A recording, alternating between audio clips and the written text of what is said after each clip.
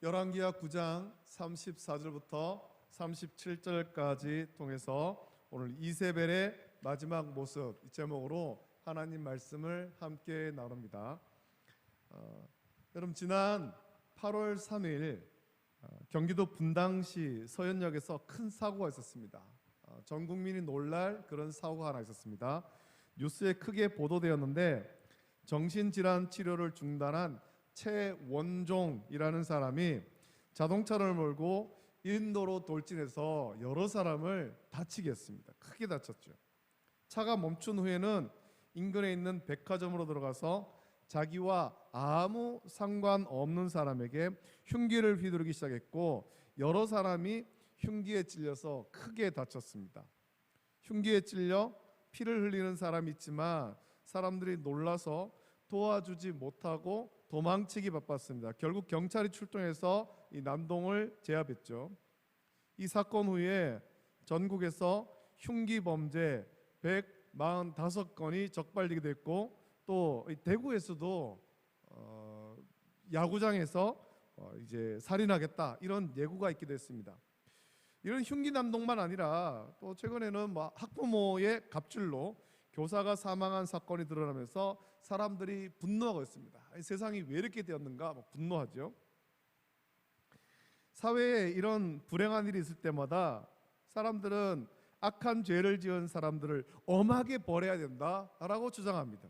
그리고 그런 주장에는 악한 죄를 지은 자들을 사형해야 된다라고 주장하기도 합니다.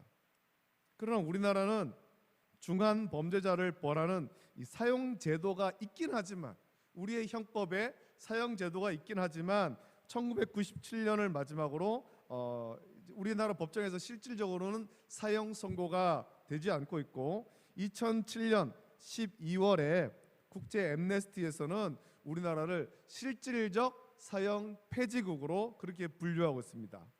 이제 사형이 선고되지 않고 집행되지 않고 있는 거죠. 우리나라가 법률상으로는 사형제도가 있지만 실질적으로는 사형제도가 없기에 아무리 사회에서 논란이 되는 그런 큰 중한죄를 지어도 무기징역이 범죄자에게 줄 수 있는 가장 중한 벌입니다.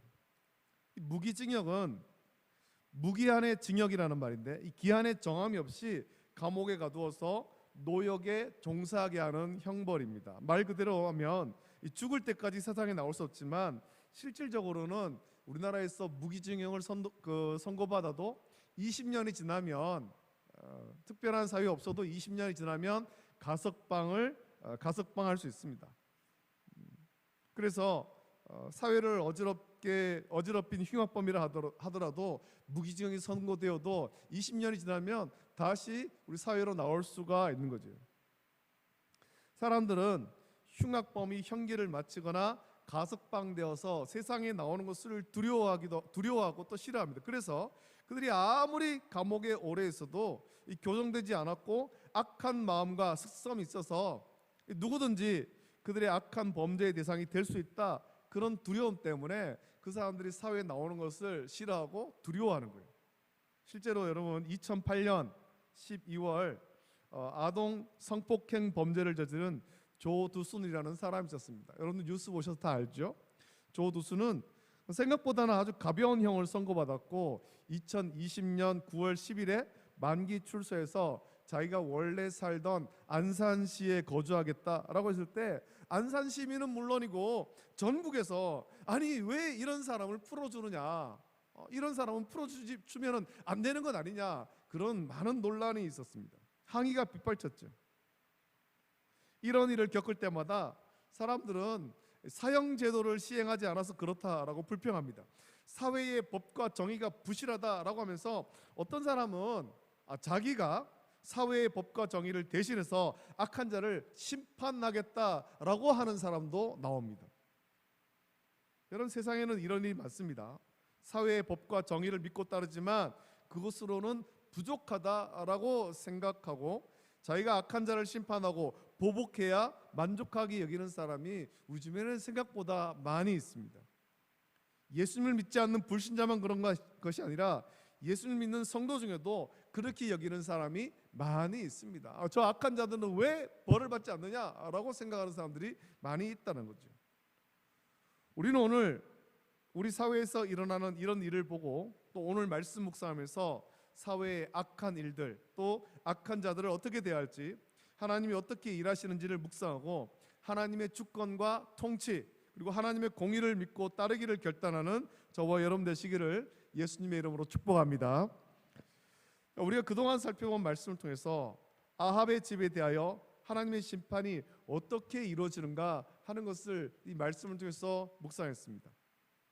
아합의 집에 대한 심판, 그 마지막은 악한 이세벨을 심판하는 것으로 끝납니다. 아합이 죽었고 아합의 아들도 또 예후에 의해서 죽음을 당했습니다. 이제 마지막 남은 사람이 이세벨이죠. 요람을 죽이고 이스라엘에 있는 이세벨에게 예후가 갑니다. 이세벨은 성읍 안에서 그 높은 곳에서 창을 통해 요람을 죽이고 온 예후를 보며 악하게 저주하려고 합니다만, 예후는 자기의 편에 선 사람을 찾고 넷이 두 사람이 예후의 편이 되어서 창가에 있던 이세벨을 그 높은 창 위에서 던져버리죠. 높은 창에서 떨어진 이세벨은 그 피가 사방에 튀어서 죽었습니다. 자, 이렇게 이세벨까지 죽고 난 후에 예후는 아합의 집에 대한 심판이 끝났다라고 생각하고 이제 들어가서 먹고 마시다가, 그래도 죽은 이세벨에 대해서 왕족에 대한 예우를 갖춰주려고 합니다. 그래서 이세벨이 그래도 왕의 딸이기 때문에 비록 저주받은 여자이지만 찾아서 장사하라라고 합니다. 자, 그런데 창에서 던져져서 죽은 이세벨을 장사하러 갔던 사람들이 찾아보니까 아무리 찾아도 이세벨의 시체를 온전히 찾을 수가 없었습니다. 찾은 것이라고는 두골과 손과 발 외에는 아무것도 찾을 수 없는 거죠. 이 두골, 두개골을 말하는 겁니다. 머리와 손발 그 외에는 아무것도 없는 거예요. 여러분, 이세벨의 시체가 온전하지 않은 이유가 뭐겠습니까? 그것은 하나님께서 엘리야를 통해 하신 말씀대로 이루어졌기 때문이죠. 이세벨에 대한 하나님의 심판이 말씀하신 그대로 이루어졌습니다. 36절 보면 돌아와서 전하니 예후가 이르되 이는 여호와께서 그 종 디셉 사람 엘리야를 통하여 말씀하신 바라 이르시기를 이스라엘 토지에서 개들이 이세벨의 살을 먹을지라라고 말씀하셨습니다. 이 말씀이 열왕기상 21장 23절에 있습니다. 열왕기상 21장 23절을 보면 이세벨에 대하여도 여호와께서 말씀하여 이르시되 개들이 이스라엘 성읍 곁에서 이세벨을 먹을지라라고 말씀합니다. 여러분, 이세벨의 죽음이 얼마나 비참합니까? 높은 창에서 던져져 가지고 떨어져 죽었습니다. 그것으로 끝나는 것이 아니라 개들이 들개들이 와가지고 그 죽은 시체를 뜯어 먹어버린 거예요. 그 시체마저도 온전히 찾을 수가 없게 돼버린 거예요. 어디 칼에 배임당해서 그렇게 된 것도 아니죠. 개들이 와서 그 살을 뜯어 먹은 거예요. 아마도 성경에 기록된 악한 자들의 죽음 가운데 이세벨의 죽음이 아주 가장 비참한 죽음 중에 하나인 것 같습니다. 이세벨을 장사하러 갔던 사람들이 그것을 발견했을 때 그들은 어떤 마음이 들었겠습니까? 그 이세벨, 비록 나이가 많아서 또 높은 창에서 던져져 가지고 떨어져 피가 사방에 튀고 그렇게 죽은 이세벨이지만 그 이세벨을 발견했을 때 어떤 마음이 들었을까요? 이세벨의 비참한 죽음, 그의 시체마저 찾을 수 없는 비참한 죽음, 개들이 죽은 이세벨을 먹었다라는 사실을 알았을 때 이것이 약한 이세벨에 대한 하나님 진노의 심판임을 깨닫지 않았겠습니까? 죄악을 돌이키지 않고 회개하지 않으며 하나님을 대적하고 하나님의 선자들을 죽인 악한 이세벨을 하나님은 이렇게 비참하게 심판하신 것입니다. 그렇게 하신 이유에 대해서 오늘 본문 37절에 이렇게 말씀합니다. 그 시체가 이스라엘 토지에서 거름같이 밭에 있으리니 이것이 이세벨이라고 가르쳐 말하지 못하게 되리라 하셨느니라 라고 말씀합니다.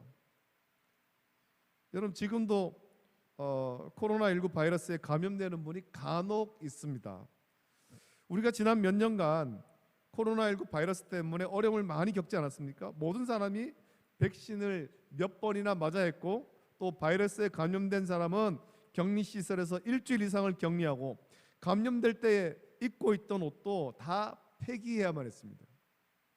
초기에 아주 강력하게 방역했습니다. 방역의 핵심이 있습니다. 방역의 핵심은 바이러스를 소멸시키는 거죠.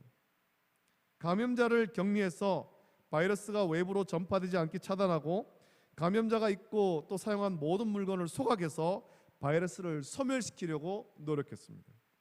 그렇게 노력한 덕분에 지금은 우리가 모두 바이러스로부터 자유로울 수 있게 되었죠. 여러분, 죄와 바이러스는 아주 비슷한 성질을 가졌다라고 생각합니다. 한번 오염되면 오염 속도가 굉장히 빠르고 굉장히 또 치명적입니다. 그래서 죄와 바이러스는 제거하는데 무척 힘들고 어렵습니다. 이것을 제거하는 가장 좋은 방법은 소멸시키는 거죠. 불로 태워야 됩니다. 바이러스에 감염된 것으로 여겨지는 물건을 불에 태우듯이 또 죄도 소멸해야 되는데 죄를 무엇으로 태우겠습니까? 죄는 성령의 불로 태워야 되는 겁니다. 성령의 불로 소멸시켜야 됩니다. 여러분, 소멸은 사라져 없어지는 것인데 죄를 소멸하는 것은 그냥 되지 않습니다. 이것은 우리의 노력으로 되는 것이 아닙니다. 성령의 불로 태워야 되는 것입니다. 하나님은 이스라엘에서 아합과 이세벨이 저지른 죄를 소멸하기를 원했습니다. 그래서 아합의 집을 심판하시는데 예후를 이스라엘의 왕으로 세워서 하셨습니다.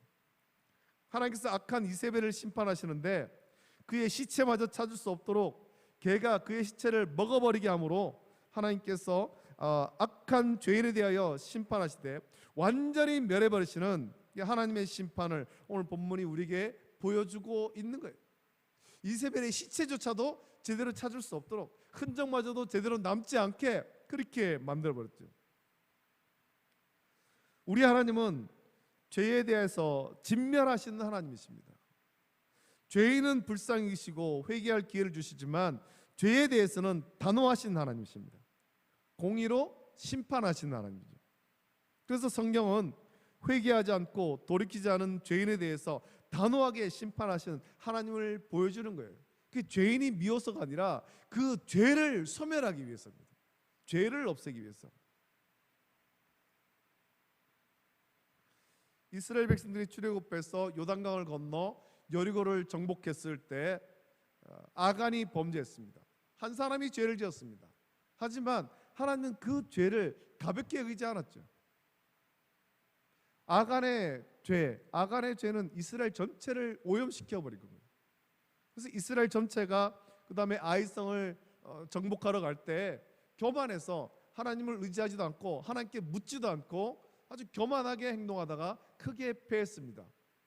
그들이 전략과 전술이 없어서가 아닙니다. 교만했기 때문에, 죄에 오염되었기 때문에. 그래서 이스라엘 백성들이 다시 승리하려면, 가나안을 정복하려면 죄를 소멸해야 되는 거예요. 아간이 자기 죄를 고백한다고 끝나는 것이 아닙니다.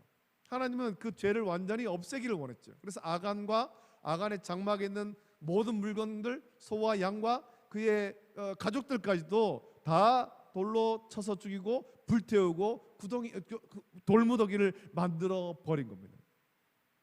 죄를 완전히 소멸시켜 버린 거죠. 여러분, 이세벨의 시체마저 개들이 먹어 없애게 하시고 그의 무덤도 만들지 못하도록 함으로 이것이 이세벨이라고 가리켜 말하지 못하게 하신 것은 죄에서 돌이키지 않고 우상에서 돌이키지 않으며 오히려 하나님을 대적하고 이스라엘 백성을 죄짓게 했던 이세벨에 대한 그 흔적마저도 완전히 없애서 죄를 소멸하시는 하나님의 심판인 것입니다.